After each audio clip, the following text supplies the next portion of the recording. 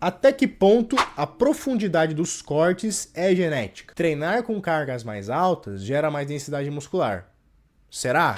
Fala galera, sejam todos bem-vindos aqui ao canal da Overhead Bodybuilding. Se você não me conhece, eu sou o Gabriel da Overhead e há 10 anos eu vivo fisiculturismo e tenho uma missão de trazer a informação baseada em ciência sobre fisiculturismo aqui no YouTube de vocês. Hoje eu tô abrindo um quadro novo aqui pra vocês. Lá no Instagram, se você não conhece, eu faço conteúdo lá há muito mais tempo que aqui. E 3 vezes na semana eu abro caixinha de perguntas lá nos stories. Então, caixinha sobre treinamento, sobre nutrição, hormônios, tudo que envolve o fisiculturismo. E eu recebo muita pergunta, gente. Vocês não têm noção da quantidade de perguntas. É difícil da gente gerir isso tudo. Então eu tive a ideia de pegar as melhores perguntas e fazer um vídeo sobre essas perguntas semanalmente, tá? Então dessa forma eu vou conseguir responder de forma mais completa, beleza? Então bora pro vídeo. O Arthur tá perguntando aqui, ó, até que ponto a profundidade dos cortes é genética? E ele diz aqui, ó, pergunto isso porque tem muito atleta brasileiro que treina fofo e tem grande densidade. Excelente pergunta, Arthur. É o seguinte, cara, tem muita gente que vem dizendo o seguinte, treinar com cargas mais altas gera mais densidade muscular. Será? Categoricamente eu digo pra você, pode ser que sim, porque você treinar com mais carga, treinar com mais intensidade, você vai conseguir gerar uma adaptação de força melhor, vai fazer com que você busque uma adaptação maior na hipertrofia, que a gente chama de hipertrofia miofibrilar, ok? Só que isso não é a única coisa que depende, tá? Porque a genética, por exemplo, se você pega uma pessoa que tem uma genética extraordinária, independente do que ela faz, ela pode ser muito melhor do que você que tá lá batendo firme, treinando pesado com carga alta. Porque a genética, ela é quase que um hack, galera. Quem tem uma boa genética pode acabar sendo muito melhor se esforçando menos. Aí quando você fala, eu vejo vários brasileiros que treinam fofo e tem grande densidade muscular, você na verdade tem que se perguntar assim, imagina só, se esse cara com essa genética treinasse pesado, o quanto que a gente conseguiria evoluir. Mas isso tá melhorando, galera. Hoje em dia, nosso treinamento aqui no Brasil tá melhorando bastante. Se vocês conhecessem como era 10 anos atrás, até mais 20, né, 20 anos atrás, o treinamento era coisa ridícula. Apenas se buscava o quê? Pump, né, sair cheio, sair com aquela percepção de esforço grande. E hoje em dia é muito mais fácil você encontrar na academia um garoto anotando as cargas, progredindo semanalmente, tentando ter uma noção de periodização de treino, então tá muito melhor do que antigamente. O nosso Brasil vai conseguir com certeza mais colocações no fisiculturismo por conta dessa mudança da cultura do treinamento. O Jonathan está perguntando aqui, ó, acha o tríceps francês com halter um exercício de baixo custo-benefício? Bom, galera, uma coisa que vocês têm que entender sobre hipertrofia de modo geral. Vários músculos, eles funcionam melhor, eles trabalham e conseguem captar mais estímulo de hipertrofia quando ele está na posição alongada. Então, quando você tem um músculo alongado, imagina assim, imagina um elástico. Eu não tenho um elástico aqui para exemplificar, mas imagina um elástico. O elástico, quando ele tá alongado, ele tá mais tensionado, não tá? Quando você tem mais tensão, você acaba tendo mais facilidade de atingir uma tensão mecânica maior. Então, se você viu o vídeo de tensão mecânica que saiu, você entende que quanto mais tensão mecânica, mais estímulo. Alguns músculos é capaz de você conseguir mudar como está o alongamento ou o comprimento do músculo antes mesmo de você contraí-lo. E o tríceps francês é um exemplo disso. Perceba que quando você está fazendo o tríceps pulley, o seu tríceps ele está numa posição neutra. Mas quando você eleva o seu braço e faz o tríceps francês, a cabeça longa do seu tríceps, que é essa cabeça aqui, ela começa a ficar em posição mais alongada. Então o tríceps francês é um excelente exercício, mas um dos melhores exercícios que você pode ter para melhorar o volume do braço. Então o tríceps francês ele é excelente para você conseguir uma boa estética do seu braço. Agora, a pergunta aqui foi diretamente com o tríceps francês no halter, e aí sim eu tenho minhas ressalvas. Eu, Gabriel, da Overhead, com os meus alunos, tá? E com aqueles que me perguntam, eu gosto de falar que o caso do tríceps francês, eu vejo ele mais eficiente no cabo e unilateral. Pode fazer bilateral? Pode, cara, você pode fazer. Pode fazer no halter? Pode, cara, pode fazer. Só que olha só, se você faz no cabo, você consegue tensão no início ao fim do movimento. E se você faz unilateralmente, você perde aquela dificuldade que muita gente tem com o tríceps francês, que é aquela falta de mobilidade dos ombros. Imagina você vai fazer o tríceps francês aqui, ó. Cara, se você treinou o ombro no outro dia ou treinou o ombro no mesmo dia, cara, essa falta de mobilidade que provavelmente muitos de vocês têm, vai acabar prejudicando no exercício. Então, se você faz unilateral e se você faz no cabo, você tem um excelente exercício. O tríceps francês, cara, eu acho um dos exercícios mais insubstituíveis pro braço, tá? Então, tríceps francês, nunca esqueça dele. Se você não gosta de fazer, tenta arrumar a variação para que você se sinta mais confortável. E falando em exercício unilateral, o Leonardo perguntou o seguinte, ó: um treino com apenas exercícios unilaterais seria uma boa? Excelente pergunta, Leonardo, porque é o seguinte, cara, você tem que pensar que é muito diferente você ter exercício bilateral e unilateral. Porque existe um fenômeno chamado déficit bilateral. Quando você trabalha bilateralmente, o seu trabalho, né, existe um trabalho neuromuscular que é compensar força para ambos os lados. Imagina que você vai fazer, por exemplo, a gente estava citando aqui do tríceps francês. Se você quiser fazer ele bilateral aqui, cara, se você faz mais força de um do que do outro, você vai descompensar todo, né? Então você tem uma exigência neuromuscular maior no bilateral, porque você tem que compensar essa força, beleza? Esse é o primeiro ponto. Só que o déficit bilateral também trabalha com o fato de que se você trabalha unilateralmente, você consegue despender menos energia nos movimentos, porque você está apenas fazendo um lado, então você no todo está fazendo menos força. Dessa forma, você consegue colocar mais sobrecarga sobre um só músculo. É claro que depois você vai ter que fazer outro lado, e isso vai acabar alongando mais o treino, né? Você praticamente vai dobrar o tempo do seu treino. Só que se você tiver tempo, se tempo para você não é um problema, cara, o unilateral é excelente. Agora, o que eu não gosto é ser muito extremo. Eu não gosto de colocar todos os exercícios unilaterais. Eu acho que isso não é viável.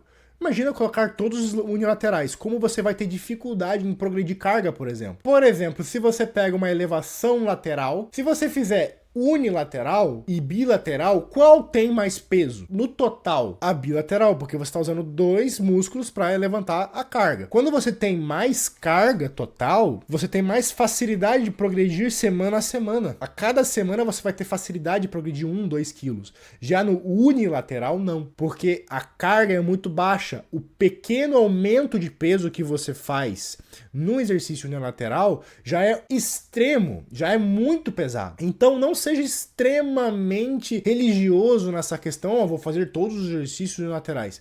Cara, vai com calma, coloca-os no final, coloca alguns, não coloca todos, mas saiba que o exercício unilateral é uma excelente forma de você conseguir estimular a hipertrofia isoladamente naquele músculo. O Wagner Physique tá falando aqui, ó, manter os mesmos exercícios e na periodização mudar apenas do estímulo é legal? Wagner, uma coisa que você tem que imaginar, e eu gosto muito dessa ideia, é que quanto mais tempo você permanece num exercício, mais você fica craque nele, mais você fica avançado nesse exercício. Então, qual o erro de muita gente? É ficar trocando o tempo inteiro.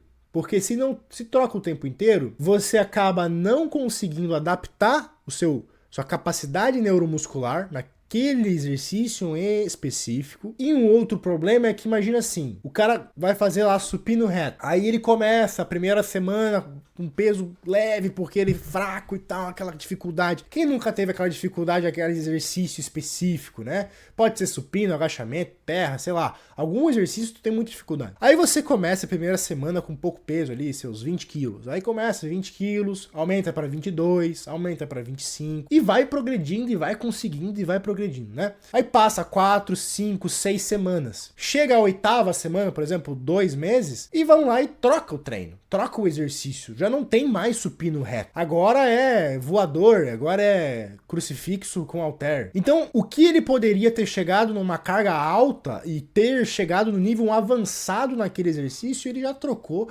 E depois de muito tempo ele vai de novo e já vai mais ou menos voltar para estaca zero. Então assim, trocar exercício é uma coisa que eu tenho muito cuidado. Eu gosto de estabelecer alguns exercícios importantes para o seu físico. Então se você tem problema nessa parte específica aqui do peitoral ou uma parte específica das suas costas, eu vou direcionar um exercício específico para isso e vamos até o fim com ele. Vamos progredir, vamos melhorar e melhorar a amplitude, melhorar a técnica, melhorar a carga, melhorar a repetição, melhorar tudo que tem para melhorar. E aí depois que o seu físico melhorar, aí sim a gente troca o exercício, mas isso depois de um tempo. Segunda parte da pergunta. Eu sou um cara que gosta de responder as perguntas de forma completa. Mudar estímulo. O que é mudar estímulo, galera? Quem é da comunidade, quem assiste lá as aulas da comunidade, sabe que eu falo muito de periodização de treino. A periodização de treino, galera, é simplesmente o fato de você mudar estímulo ao longo de períodos.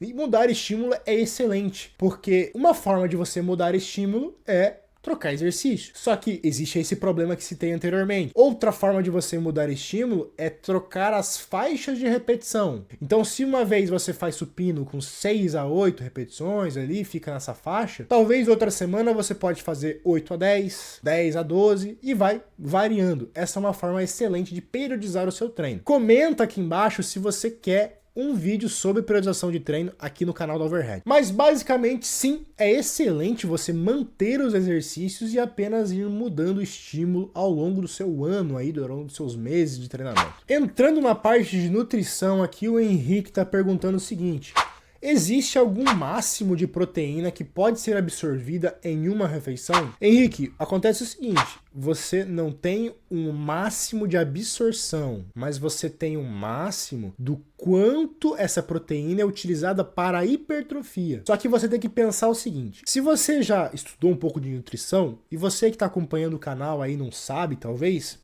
pra gente que treina musculação e quer hipertrofia, uma das recomendações mais famosas, né, para proteína é entre 1,6 gramas por quilo até 2,3 gramas por quilo. Pode variar ali até 2,5, né? Ali até alguns autores falam 1,5 para baixo, mas fica aí nessa média, né?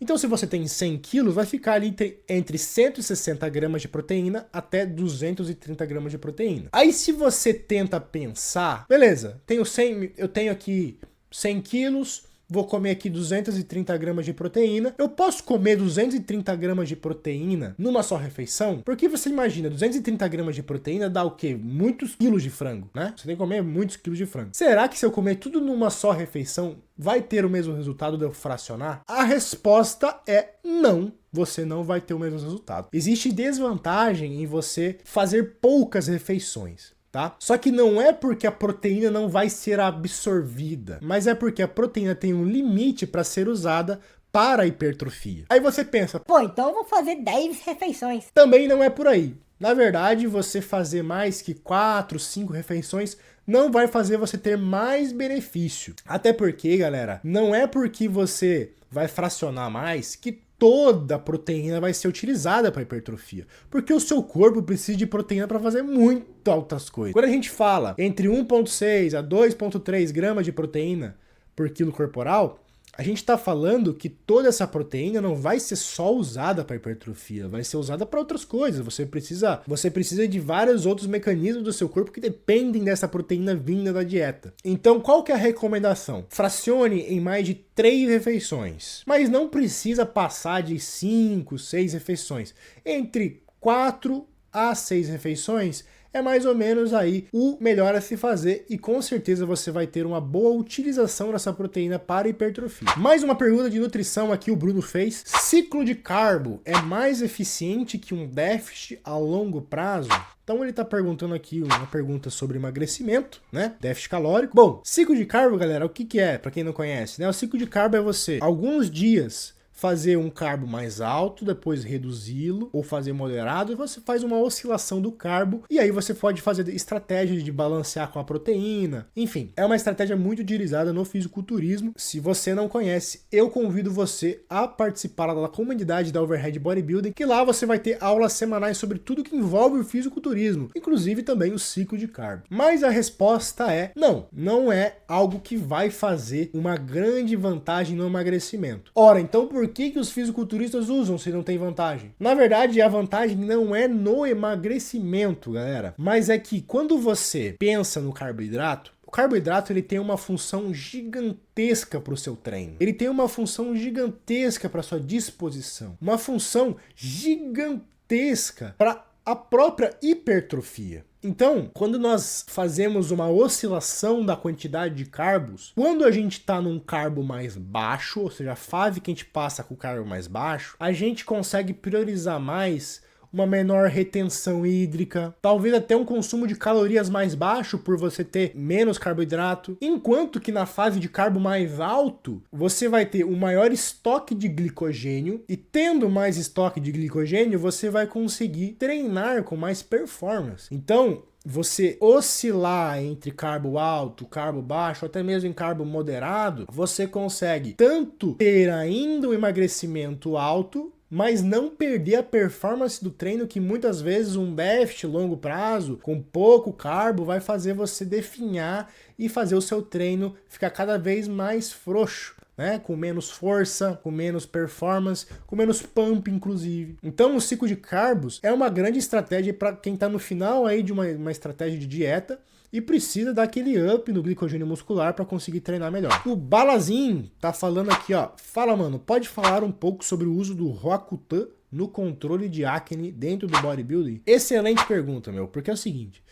Vocês sabem que o uso do suco, vocês sabem do que eu falo, tem muita relação com colaterais, e a gente, dentro do bodybuilding, aprendeu ao longo dos anos que é um mal necessário, e você precisa controlar os colaterais. E vocês sabem que a acne, por mais que não seja algo muito preocupante, não vai te matar, não vai ser algo que vai te prejudicar muito, mas vai mudar a sua estética. Então, se a pessoa tá fazendo um ciclo, né, do suco, ela tá buscando estética, aí vai lá, um cheio de espinha, a coisa começa a ficar feia. Então, qual que é o medicamento ouro para tratamento de acne avançada?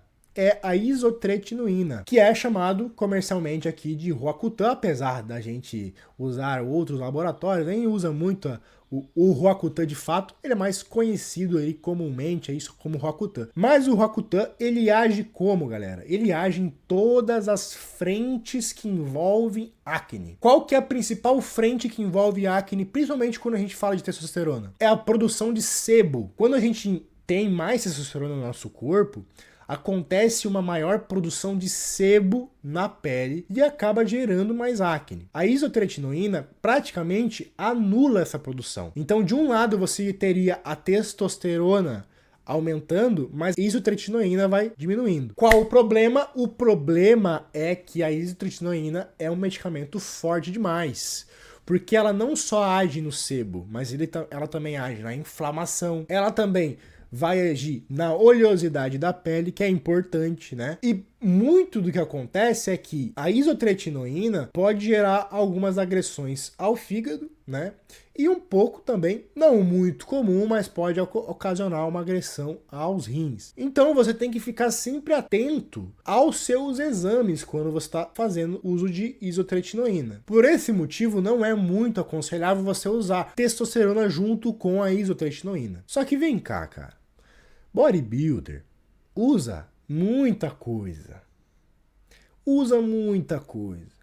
Você acha que o bodybuilder tem medo da isotretinoína? Isso não acontece. Então é muito natural que o bodybuilder use dentro do seu próprio protocolo a isotretinoína. Mas, conselho de um amigo, não faça como se fosse um tic-tac. Não tome isotretinoína como se fosse tic-tac, como se fosse balinha. Não é. Faça os seus exames, controle os colaterais e fique de olho E principalmente, não faça uso contínuo. Isso é besteira. Você consegue fazer um tratamento de acordo com certinho, principalmente se você tiver um médico envolvido, alguém que esteja acompanhando você. E aí sim, você vai conseguir conciliar o bodybuilding também com o tratamento da acne. Outro ponto muito importante, só para finalizar essa pergunta, não adianta usar isotretinoína, Roacutan, com alta dosagem de hormônio. Não adianta, porque você tá brigando, é um cabo de guerra. Imagina assim, você fez um ciclo, aí você fez um ciclo lá, não sei por quê, você fez pro seu carnaval, ou fez para um campeonato, né?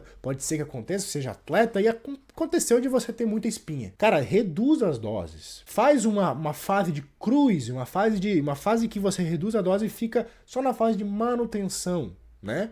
Alguns atletas até retiram tudo, não usam mais. E aí sim, nessa fase, você faz o tratamento para acne. Mas não fica usando doses exorbitantes junto com isotretinoína, porque aí um cabo de guerra você vai acabar não levando nada nessa briga, tá? Última pergunta aqui, o Emanuel perguntou: é possível atingir um percentual de gordura abaixo de 10% com uma refeição livre na semana? Galera, eu acho, na verdade, que a refeição livre deveria ser obrigatória em qualquer dieta, mesmo aquela que quer chegar numa condição muito forte. Porque a refeição livre, ela não é só boa para o seu psicológico, ela é boa também para você conseguir restocar o seu glicogênio muscular. Então, quando você trabalha com déficit calórico, o seu glicogênio muscular, ele vai cada vez sendo reduzido. Sabe aquele cara que tá fazendo dieta de bulking? Tá gigante. Aí ele tem que secar. Parece que ele começa a enxugar e ficar um grilo. É por conta disso. Às vezes ele não consegue ressintetizar o glicogênio que estava no músculo ali estocado na fase de bulking. Começou a secar,